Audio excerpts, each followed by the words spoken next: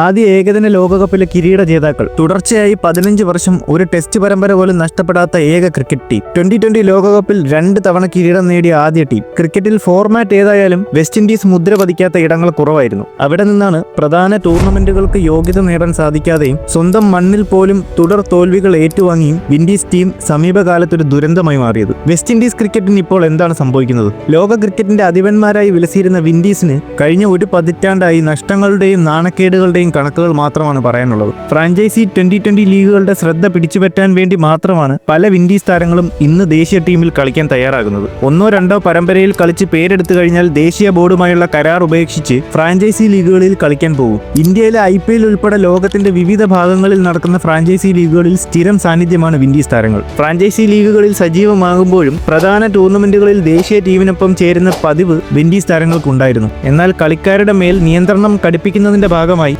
ആഭ്യന്തര ടൂർണമെന്റുകളിൽ കളിക്കാത്തവരെ ദേശീയ ടീമിലേക്ക് പരിഗണിക്കില്ലെന്ന് ബോർഡ് നിയമം കൊണ്ടുവന്നു.